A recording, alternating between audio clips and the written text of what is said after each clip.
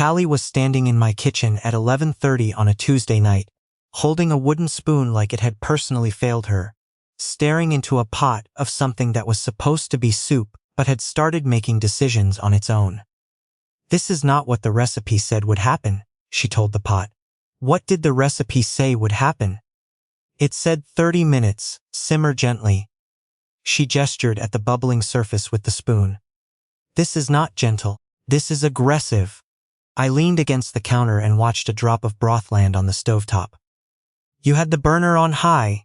I had it on medium, high. That dial goes to 10. You had it on 8. Callie turned and looked at me with the specific expression she used when she knew I was right and had no intention of admitting it. "The dial is misleading." That was Callie. Everything that went wrong was the fault of the object involved. The fitted jeans that didn't fit anymore had shrunk in the wash. The parking ticket she got in December was the sign's fault for being placed at a confusing angle. The soup was the dial's fault for existing on a spectrum. I reached over and turned the burner down to 3. She watched me do it like I had performed a minor miracle. We had been doing this for almost 5 years, me in her kitchen, her in mine, splitting grocery runs, texting each other photos of things we found confusing or funny or annoying. She had a system where she sent me pictures of bad font choices on storefronts with no context and expected me to understand why they were wrong. I always did. I wasn't sure exactly when her being around had stopped feeling like a bonus and started feeling like the whole point of the day. It happened the way things happen when you're not watching. Gradually, then completely. Callie worked as a landscape architect for a firm downtown. I did project management for a construction company in Burnaby. We had met at a mutual friend's Canada Day party 5 years ago when she had walked up to the snack table, picked up a cracker and said, to no one specifically, "These are aggressively plain." I said they were probably from Costco. She said that explained the existential emptiness. We talked for 4 hours, and I drove her home because she lived 12 blocks from me, and we had both apparently been wandering the same neighborhood for months without ever running into each other. After that, we ran into each other constantly. I couldn't explain how the friendship worked to people who hadn't seen it. My coworker Darnell asked me once, after I had canceled plans to go help Callie move a bookshelf she had bought off Facebook Marketplace, whether we were together. I said no. He looked at me for a long moment and then said, "Okay," in the way people say okay when they mean something else entirely. My sister Margot was worse. She had met Callie exactly twice, and both times she had given me a look afterward. This particular raised eyebrow combination that meant she had formed a conclusion she was keeping to herself for now but would eventually deliver like a formal notice. I had gotten good at not thinking about it. The soup situation that Tuesday had started because Callie's building had a water advisory and she couldn't cook at home. She showed up at my door with a bag of vegetables, a printed recipe she had found on a food blog, and the confidence of someone who had never had a soup go wrong in her life. She had, in fact, had several soups go wrong. I had been present for 2 of them. "Okay," she said, standing back and watching the burner behave itself now that it was on 3. "I think we've stabilized." "Callie." I turned it down. We stabilized it together. I got 2 bowls from the cabinet. She handed me the spoon without being asked because she knew I was going to taste it and assess the damage. That was one of the things that happened after 5 years. She knew the shape of what I was going to do before I did it. The soup was actually fine. Not what the recipe intended, probably, but warm and thick, and it tasted like November, which was exactly what November needed to taste like. Outside my kitchen window, the rain had been going since 4 in the afternoon. Vancouver in November does not mess around. The mountains disappear behind cloud cover and everything gets that particular gray-green color that should feel bleak, but somehow, in the apartment with the burner on 3 and soup that had survived its own drama felt like the right kind of inside. Callie sat at my kitchen table with both hands wrapped around her bowl. She was still in her work clothes, charcoal pants and a green jacket, her dark hair half out of the clip she'd put it in that morning. She looked like she had been through a full day, which she had. My client rejected the whole Phase 2 proposal, she said after a few minutes. The Coquitlam project? She stared at her soup. 2 months of work. He sent a 2-sentence email. What did it say? This doesn't feel right for the space. Let's revisit. With a period after each sentence like he was writing a legal document, she set her spoon down. 2 sentences, Elliot. That was my name. Elliot Marsh, 31. Bad at responding to emails before 9 a.m. Apparently good at tasting other people's soup and identifying burner problems. Named after a great uncle I had never met, which my mother thought was meaningful, and which I had always taken as evidence that parents make large decisions very quickly when they're sleep-deprived. He's going to come back, I said. You don't know that. He hired you because of the Kitsilano project. He's not walking away from that. Callie looked at me sideways. You're doing the thing where you're confident so I'll feel better. I'm doing the thing where I'm right and you're too annoyed to hear it yet. She picked up her spoon again and pointed it at me. You're lucky this soup is good. You'd be eating crackers alone right now otherwise. Aggressively plain crackers. I smiled. She smiled. And that was the thing. Every time. That we always landed there, in the same place, talking ourselves down from whatever the day had been until it fit inside a manageable size. It had been like this for 5 years. The same rhythm. The texts at 7 in the morning and the texts at midnight. The Saturday morning coffee runs where we both pretended we were going to leave after 1 cup and then sat there until noon. The way she showed up in my life in all the ordinary gaps, the grocery runs, the waiting rooms, the long drives back from the airport, after she picked me up from work trips. The way I had her Netflix password and she had my car fuse box location memorized because I kept blowing the same fuse. And she had looked it up the second time so she'd have it for the third. People assumed. Of course they assumed. Her colleague Simone had sent her a birthday gift 1 year addressed to both of us. A barista at the coffee shop on Granville once made her a drink and then looked at me and said, "Anything for your boyfriend?" And Callie had said, without skipping a beat, "He's more of a project," which was funnier to me than it should have been. We never corrected anyone fast enough. That part was true. The rain picked up outside while we finished the soup. She told me more about the client and I listened, which was mostly what she needed, and then we got on to the topic of her upstairs neighbor, who had started doing something rhythmic and unidentifiable at 10 every night, that she was convinced was either aggressive yoga or a very slow furniture assembly project. I suggested it was tap dancing. She said the building was built in 1987 and could not structurally support tap dancing. By 9:30, the rain had settled into that steady Vancouver rhythm that meant it wasn't going anywhere.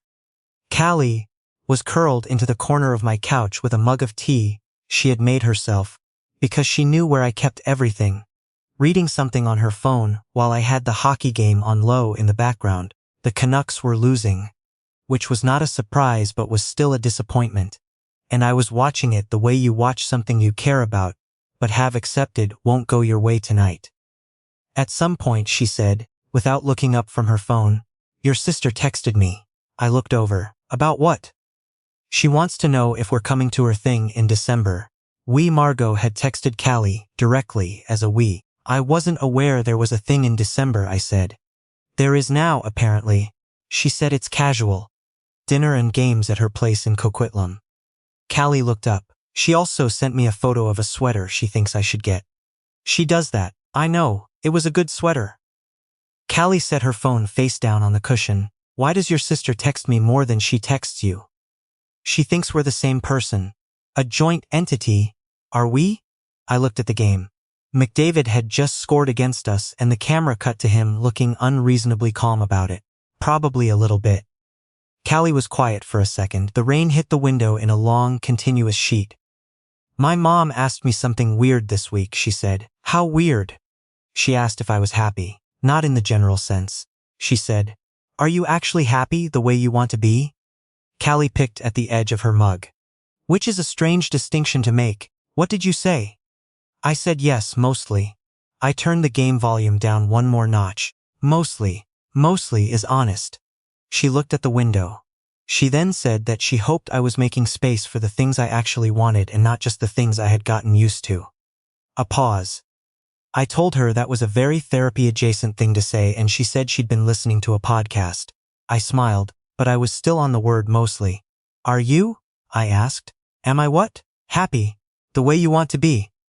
Callie turned her head and looked at me. The lamp beside the couch threw a warm light over the left side of her face and left the other side in shadow, and she looked at me with this expression I couldn't fully read, which almost never happened, because after 5 years, I could usually read most of what crossed her face before she said anything.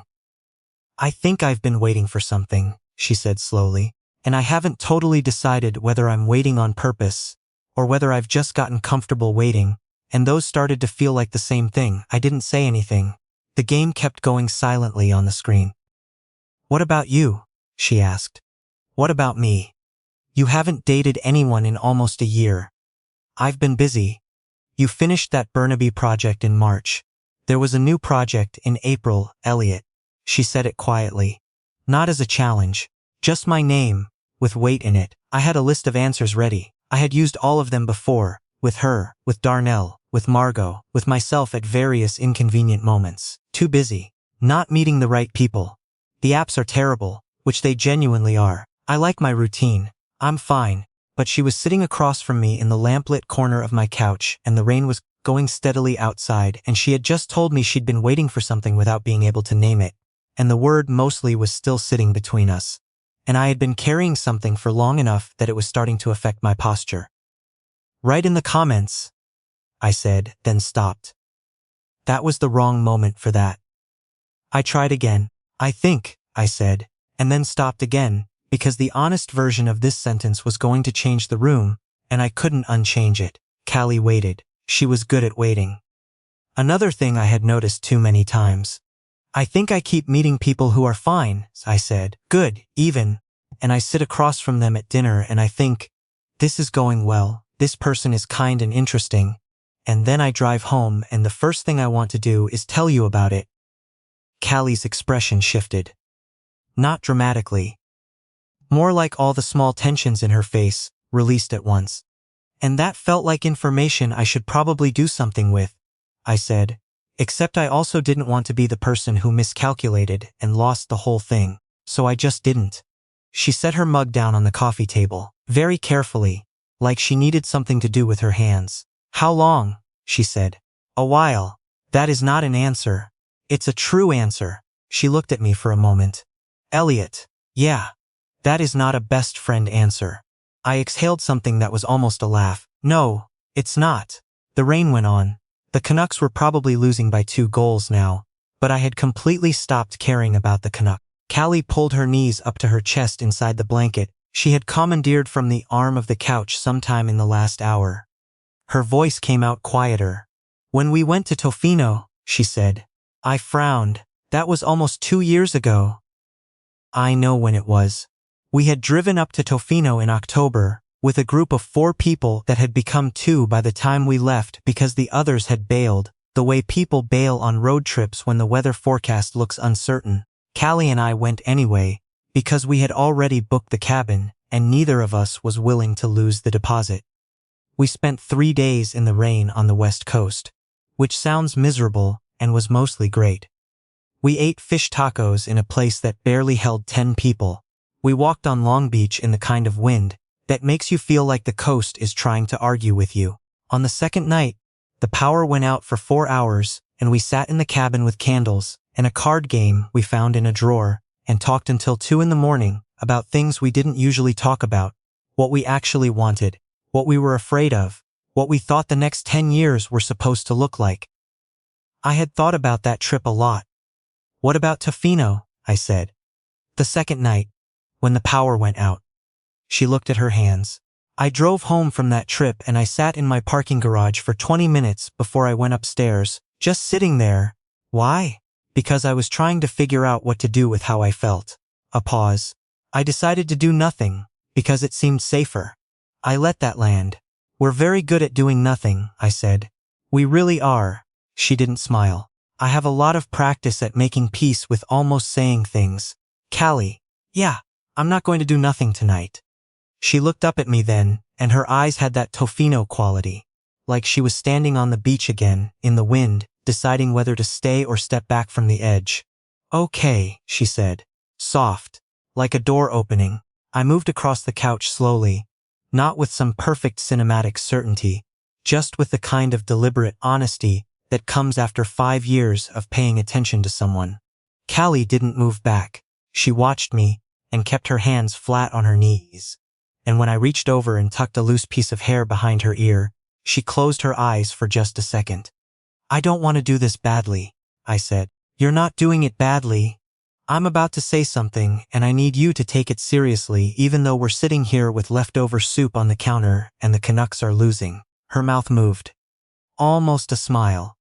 The Canucks are always losing. Callie. I'm listening, she said. I've been listening. I don't want to be careful around you anymore. I've been careful for 5 years and I'm tired of it, and I think you might be too. And I think that Tofino conversation was supposed to end differently, but neither of us let it. She looked at me for a long moment. The lamp threw its warm light over both of us now. I was terrified, she said.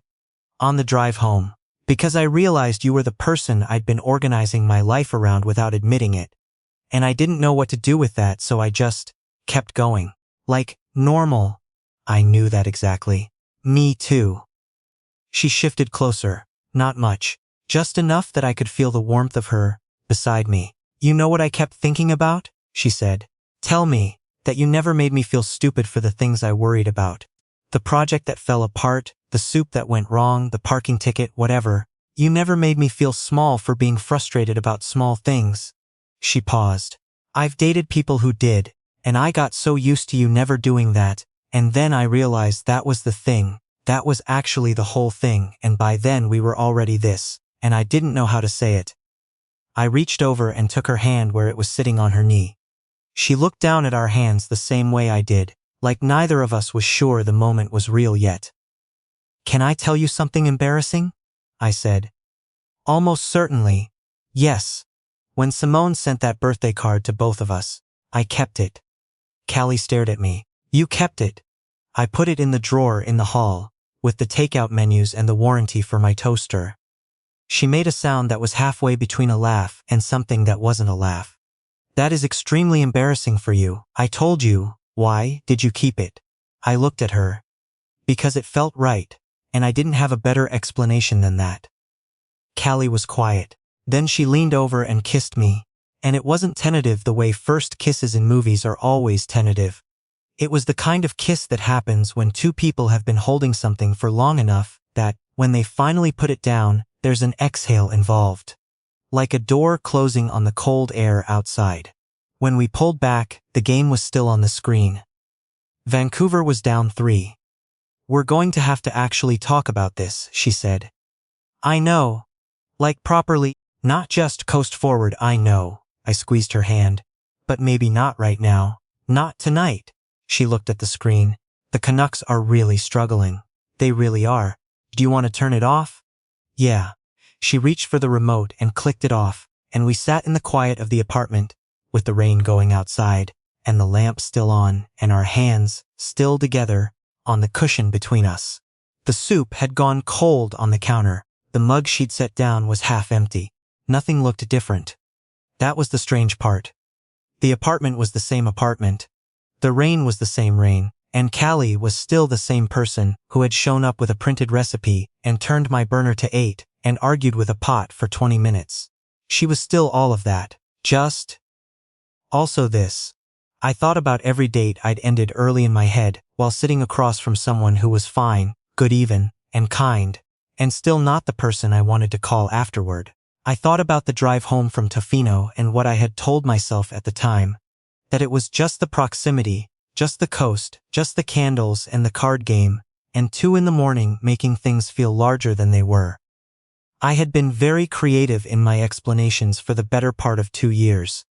Your sister is going to be insufferable about this, Callie said. She really is. She's going to say she knew. She did know. She's known since before I knew. Callie turned to look at me. When did you know? I thought about that. Really thought about it. There was a Tuesday about 3 years ago, I said. You called me at 7 in the morning because there was a mouse in your apartment and you were standing on your bed, and I drove over before work and helped you figure out where it had come from, and we set a trap, and then I went to work and I was 20 minutes late, and I sat at my desk and thought, yeah. Callie was very still. Yeah, what? She said quietly. Yeah, I'm in trouble. She looked at me for a moment. Then she turned back toward the window and leaned her head against my shoulder, and I could feel her exhale. There was a mouse, she said. There was. I can't believe that's your origin story. I can't believe it took me 3 more years after that to say anything. She laughed. A real one, the same one that had always made me feel like whatever the day had been, it was finishing well. We are so bad at this. Historically, yes, we're going to be better. Starting now. She tucked her feet under her and settled against my side in the way she had settled against me on couches 100 times before, and I put my arm around her in the way I had told myself was just normal, just comfortable, just what we were. The rain went on, and the lamp stayed warm, and somewhere upstairs Callie's building's downstairs. Or rather, wherever she actually was tonight. None of that mattered. She reached over at some point and stole the corner of the blanket she had already basically taken entirely. I noticed and said nothing. Some things don't change, and I was starting to understand that wasn't the problem I had thought it was. 3 weeks later, almost nothing was different. That was the part that surprised me most. We still went to the same coffee shop on Granville on Saturday mornings, and still stayed until noon. She still texted me photos of bad, kerning on storefront signs with no caption. I still drove too far out of my way to pick her up when she had to be somewhere early, because taking the SkyTrain alone at 7 in the morning struck me as a situation I could solve. We still argued about whether the highway or the side streets were faster going into downtown.